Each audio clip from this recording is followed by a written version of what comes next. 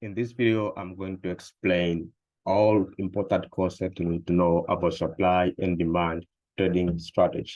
In the end of this video, you'll be able to understand, identify, and draw supply and demand levels. I'll use a very simplified uh, terms and explanations, and I'm very sure that in the end of this video, you'll be able to trade and identify supply and demand uh, levels in the market. So let's start about what is supply and demand levels. So I'm going to use a simple explanation in simple terms because it's all about simplicity. It doesn't matter how you want to define this, as long as you understand the concept behind it, then it is fine. So I'll be using very simple explanation. So simply supply, these are the area of selling interest, the areas where sellers are willing to place their sell orders, and demand levels, these are area of buying interest, which means these are the areas where buyers are willing to place their buy positions. So simply supply is area of selling, and demand is area of buying in the market. So in order for market to move, there must be imbalance between demand and supply. In other words, there must be imbalance between the buy orders and sell orders. That's why we see market moves. If there is no imbalance between supply and demand, that means market will not move and will be consolidating. So when buyers exceed sellers, or when demand exceeds supply, market will go up. And when supply exceeds demand, market will go down. That's why we see price moving in one direction or other direction. So where these supply and demand zones are formed, where are they formed? So simply these supply and demand levels are formed in sharp turning points, the places in the market where we have, when we see price sharp turns very quick from one direction to another direction. Usually in those areas, price leaves level of supply and demand in that point where can be areas of sellers or buyers interest. And other areas are the areas with the strong moves.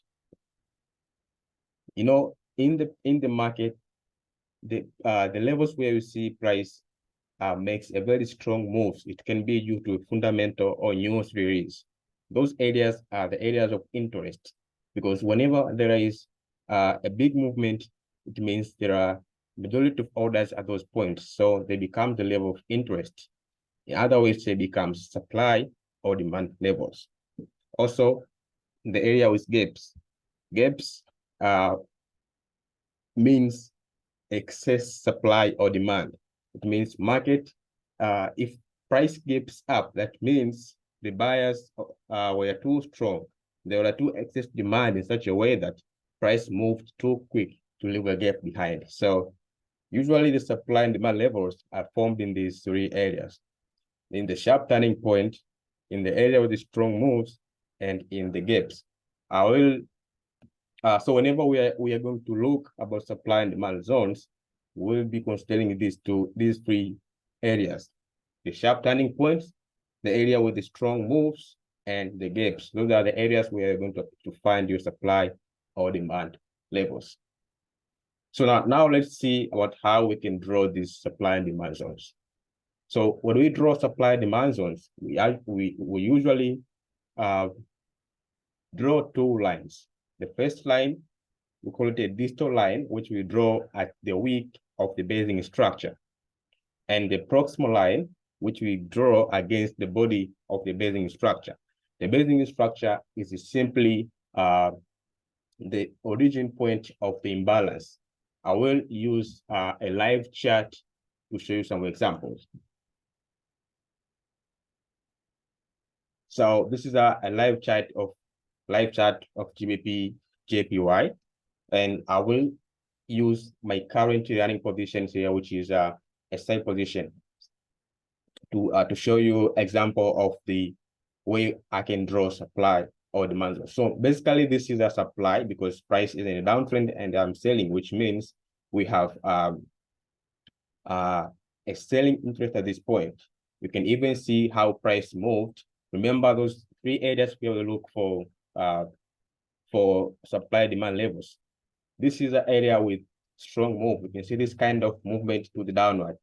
There's a very strong move to the downward, which means that this level around here we have supply zones. So now how we draw supply zones? I said we mark two lines. The first line is the proximal line, which we draw in the body, against the body of the basing structure. So for this scenario, this is our basing structure here. This one here is our basing structure. So when we draw our supply or demand levels, for this scenario, we draw the proximal line at the closing opening price of this basing structure here, where the imbalance started, which for this scenario is here. And then we draw the second line, which is the proximal line.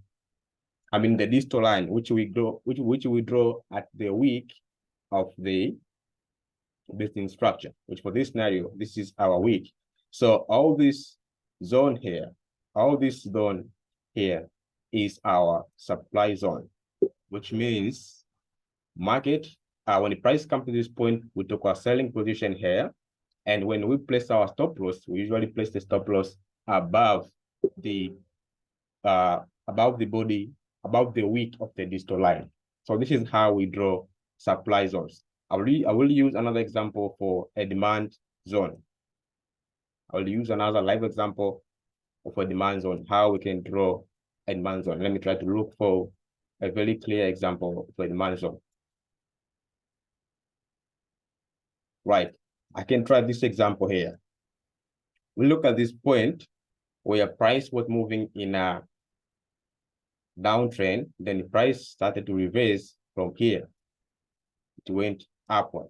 So we'll identify the areas where we have a basing structure. This scenario, this is our basing structure at this point. So when we draw our demand levels, we mark two lines as well.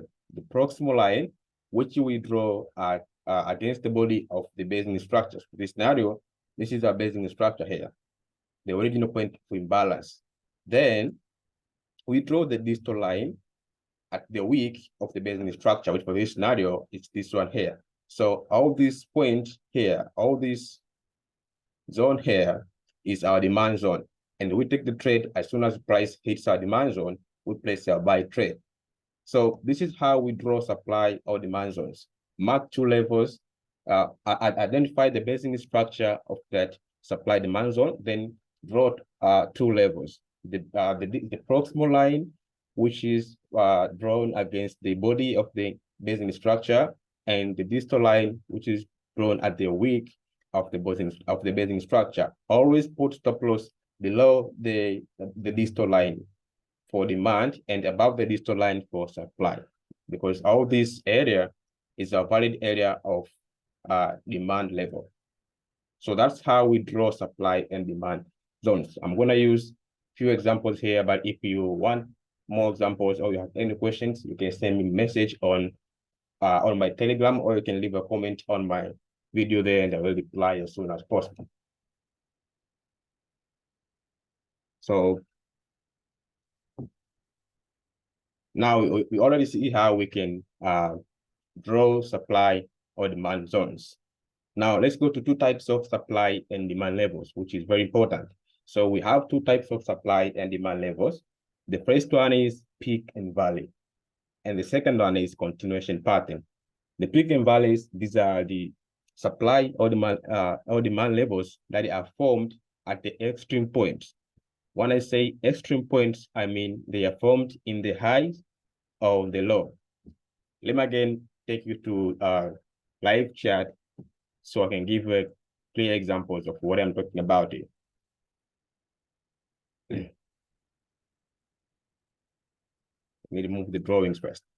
So the peaks and valleys, these are the supply or demand levels that are formed at the extreme point, at the swing points. So the peaks stands for supply levels, which for this scenario, this is one example of the peak supply. This one here, you can see prices formed at the swing high, and with a proximal line here and a distal line here. So this one here represents a peak. A peak is a supply that is formed at the high, a swing high of the market, and a valley is a supply, is a demand level that is formed at the swing low, like this one here. So basically, this one here is a valley demand, and this one here is a peak supply. These peak and valleys, these are the strongest form of supply and demand levels. They are the one that has very high winning rate and very high probability to play out. I really like to trade these peaks and valley because they give me a very high probability setups. So this one, they're one of the very strong form of supply and demand, peak and valley. So simple of the peaks stands for supply at the swing high, and valley stands for demand at the swing lows. So this can be peak. This one here is a peak. This one here is a valley demand. This one here is a peak supply. This one here is a valley demand. And this one here is a peak because it is formed, you can see here, we have this and this. So this one here is a peak supply.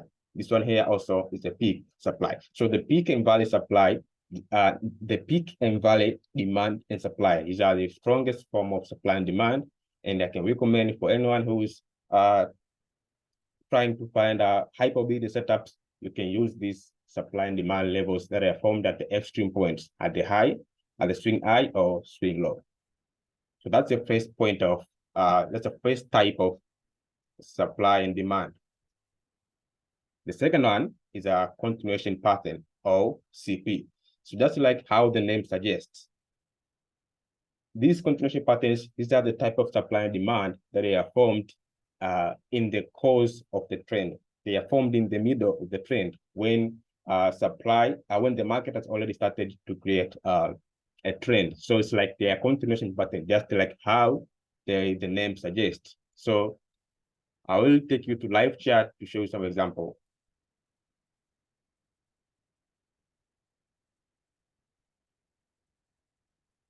I want to show you some examples of